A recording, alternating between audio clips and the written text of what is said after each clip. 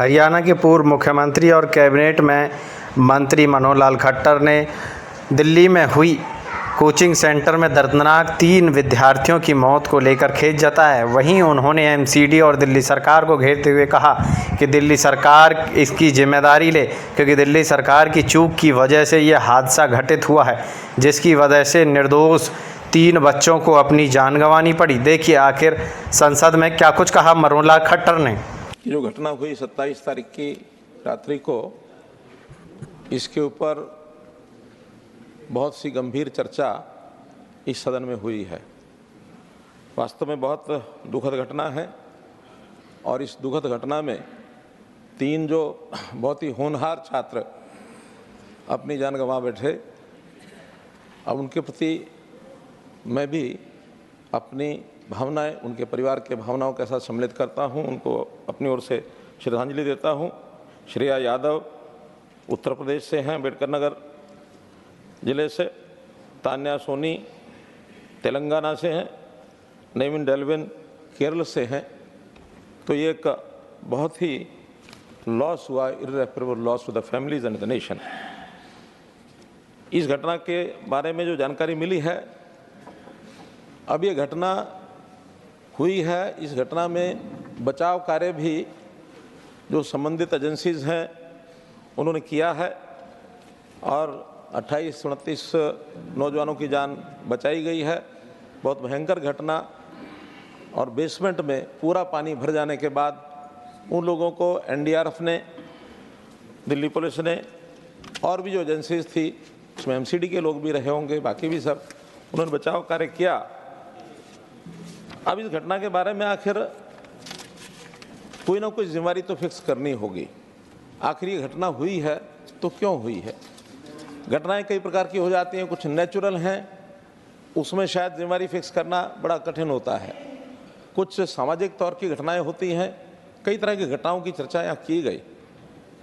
कुछ third party के interest होते हैं, वो लोग घटनाओं को करने में इंतजाम देते हैं। लेकिन कुछ ऐसी हैं तो जो सरकार की व्यवस्था की कमी के कारण से घटनाएं हो जाती हैं। मैं समझता हूँ ये सरकारी एजेंसीज जो होती हैं उनकी जो कमी रह जाती है, उसके कारण से जो घटना हुई उसमें से एक ये घटना है। क्योंकि जिस बेसमेंट के अंदर ये कोचिंग सेंटर चल रहा था, आखिर तो उसकी परमिशन ये किसी ने दी कि नहीं दी।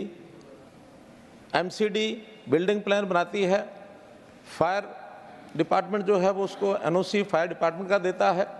और जो जानकारी मिली अभी जुलाई के महीने में ही, इसी वर्ष जुलाई के महीने में उनको फायर का एनओसी दिया गया, और उसके बाद शिकायतें हुई। उसके बाद भी उसका इंस्पेक्शन नहीं किया गया, क्योंकि स्टोरेज के लिए वो एनओसी दी गई है, स्टोरेज पर्पज़ के लिए।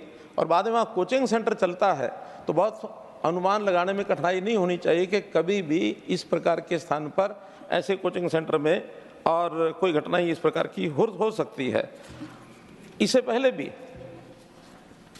पिछले साल इसी प्रकार की घटना मुखर्जी नगर में हुई थी, और मुखर्जी नगर की घटना के बाद कोर्ट में ये केस गया था, और कोर्ट ने जो एजेंसीज थी एमसीडी को खास करके ये निर्देश दिए थे कि आप लोग जितने भी फायर सेफ्टी नॉर्म्स को ध्यान में रखते हुए, जहाँ जहाँ जो इस प्रकार के जो भी संस्थान हैं उनके सेफ्टी मेजर्स को ध्यान में रखते हुए इन सब का और एक सर्वे कराया जाए, और सर्वे करा करके और उनके लिए और कोई ना कोई प्रावधान जो है वो किया जाए।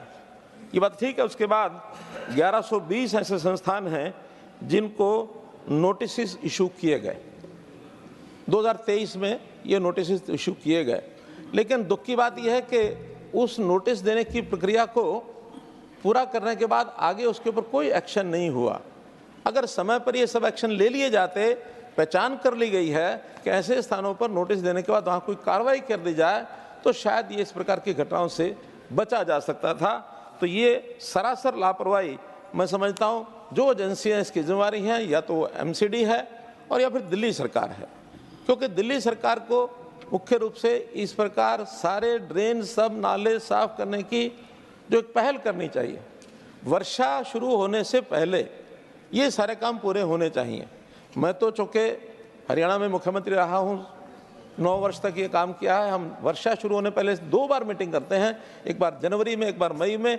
जनवरी में सारे काम आइडेंटिफाई कर लिए जाते हैं कि इनको किस किस को ठीक करना है, और मई में उसका रिव्यू लिया जाता है कि वो सब ठीक हुए कि नहीं हुए, कोई कमी है तो अभी भी महीने भर का समय हमारे पास है, उसको ठीक कर लिया जाए।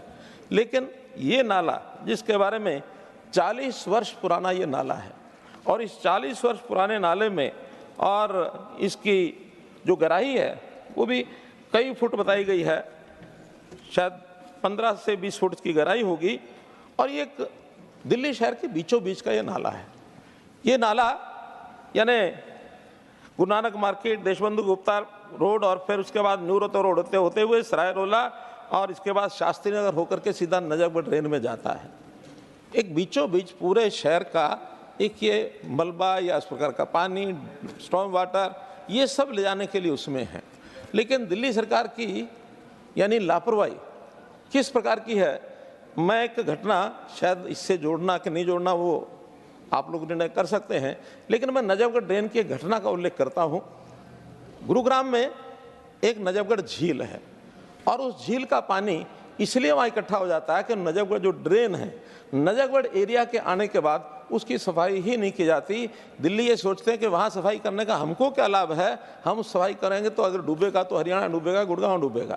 गुरुग्राम का वर्षा के दिनों में 3000 एकड़ पानी वहाँ फैल जाता है। मैंने बहुत रिक्वेस्ट की दिल्ली सरकार के लोगों को उस समय कि इस नाले के नजफगढ़ ड्रेन की सफाई कराई जाए। 1 साल उसमें कोई काम नहीं किया गया। अंततः मुझे केंद्र सरकार के डिपार्टमेंट और एलजी साहब को भी निवेदन करना पड़ा कि कोई इसका करिए, हमारे यहाँ गुड़गांव में डूब रहा है गुड़गांव। और ककरोला से आगे नजफगढ़ यानी यमुना नदी तक 5 मीटर का स्लोप है इस नजफगढ़ ड्रेन का, और वो 5 मीटर के स्लोप में पूरी गाद भरी हुई। और आखिर में जब एक ज्वाइंट कमेटी बनी केंद्रीय सरकार की सहायता से मिलकर के 20,000 टन ये मलबा उसमें से हमने निकलवाया। यानी ज्वाइंट एफर्ट तक किया। कोई काम अगर करने के लिए ठान ली जाए तो हो जाता है। तो ऐसा दिल्ली सरकार इन चीज़ों पर लापरवाही बरतती है, और उस लापरवाही के कारण से दिल्ली, मैं कहता हूँ, पूरा नर्क बना हुआ है। कुल मिलाकर के ये जिम्मेदारी, जैसा मैंने बताया कि बिल्डिंग प्लान की परमिशन ये एमसीडी द्वारा दी जाती है। फायर का जो एनओसी है वो फायर डिपार्टमेंट को दिया जाता है, जो अगेन दिल्ली सरकार का एक हिस्सा है। और इस सारी जो लापरवाही हुई है इसमें ज़रूर इसको फिक्सअप करना चाहिए कि किसकी जिम्मेदारी है, किसकी लापरवाही है, उनको इसको ठीक करने के लिए। और जो एफआईआर हुई है उसमें और संबंधित जो डिपार्टमेंट है या जो लोग हैं जिनके नाम उसमें और जोड़े जा सकते हैं उनको जोड़ना चाहिए। और मैं तो यही कहूँगा कि ये कृत्य इस प्रकार के और कहीं ना हो, ऐसी लापरवाही कहीं ना हो, लोगों का जीवन सुरक्षित कैसे रहे, इसके लिए ज़रूर मैं कुछ सुझाव देकर के अपनी बात समाप्त करूंगा। क्योंकि भले ही उत्तर मैं दे रहा हूं, लेकिन इसमें एक ही बात बताऊंगा कि हमारा जो विभाग है, जो अर्बन हाउसिंग और अर्बन अफेयर्स का, इसमें केंद्र सरकार के प्रति कोई उनकी हमारा ऐसा काम नहीं है। हम तो केवल एक उसकी ड्राफ्ट प्लान वो बनाते हैं, वो बना के दी हुई है, कहाँ क्या होना चाहिए क्या नहीं। लेकिन उसके बाद आगे बिल्डिंग्स बनाने का काम वो सारा एमसीडी का वो सब होता है, दिल्ली सरकार का होता है। उनको इसमें लापरवाही नहीं बरतनी चाहिए। मेरे इसमें कुछ सुझाव ये हैं कि केवल प्लान बना करके ना छोड़ दिया जाए, बिल्डिंग प्लान बना करके, बल्कि समय समय पर उसको जांच भी करनी चाहिए कि जो हमने परमिशन दी है, क्या वो बिल्डिंग या जो फायर डिपार्टमेंट की ओर से जो परमिशन दी गई है उसको जांच करके कि क्या वो चीज़ें चल रही कि नहीं चल रही है। आखिर 4 जुलाई को ये जो परमिशन दी गई है 9 जुलाई को फायर डिपार्टमेंट की ओर से, तो 9 जुलाई को भी इंस्पेक्शन तो फायर डिपार्टमेंट ने किया ही होगा। हो सकता है उस दिन वहाँ कोचिंग सेंटर बंद किया हो तो भी उसको आगे पीछे उसके, और फिर उसके बाद जैसे बताया गया कि उसकी शिकायत भी की गई है, वहाँ पर पार्षद को शिकायत की गई, एमसीडी को शिकायत की गई कि वहाँ कोचिंग सेंटर चल रहे हैं, उसके बाद भी उसका कोई निरीक्षण जो है नहीं किया गया। तो इस प्रकार के निरीक्षण का एक पद्धति बनानी चाहिए। सरकार न कर सके तो रेगुलर थर्ड पार्टी असेसमेंट का कोई मैकेनिज्म बनाना चाहिए ताकि समय समय पर ऐसा निरीक्षण हो सके और इस प्रकार की घटनाओं को बचाया जा सके। इसी प्रकार डिजास्टर के ऐसी ट्रेनिंग भी ज़रूर होनी चाहिए। घटनाएं दुर्घटनाएं होती हैं, लेकिन डिज़ास्टर मैनेजमेंट भी अगर मजबूत हो तो शायद जैसे बाकी छात्रों के जीवन को बचा लिया गया, थोड़ा सा और मजबूत होते हमारा डिज़ास्टर डिपार्टमेंट का सिस्टम, दिल्ली के प्रदेश का भी होता है, सेंटर का भी होता है, सभी इसको और मजबूती से काम करें।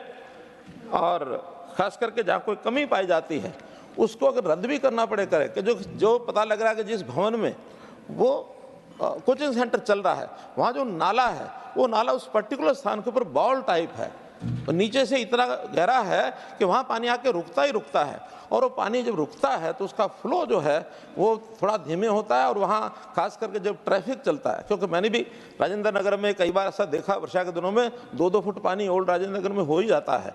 उसको वाहन चलते समय उसकी जो छाल आती है उसके कारण से जो उसका उछाल आता है वो पानी स्वाभाविक है इस प्रकार की जो बेसमेंट का है, और बेसमेंट का रास्ता वो भी इतना भिड़ा है कि अगर कोई दुर्घटना होती है तो दूसरा कोई रास्ता ही नहीं है, उसी रास्ते से पानी आ रहा है, उसी रास्ते से विद्यार्थियों को बाहर निकलना है। तो ऐसे जो इस प्रकार के सिस्टम को जरूर चेक करना चाहिए, और इस प्रकार के डिजास्टर यानी विषयों को लेकर के समय समय पर मॉक ड्रिल भी करानी चाहिए, ताकि कभी कोई दुर्घटना हो जाए तो उसका बचाव कैसे होगा। तो ये सामान्यतः जो चीज़ें हैं अगर हमारी सरकारें इसके ऊपर काम करेंगी तो मैं निश्चित रूप से कह सकता हूं कि आगे इन घटनाओं की पुनरावृत्ति को रोका जा सकता है। सदन में इस प्रकार की चर्चा जो हुई, मैं सदन के सभी सदस्यों का बहुत बहुत आभार प्रकट करता हूं कि ताकि आगे इस प्रकार की समस्या ना आए।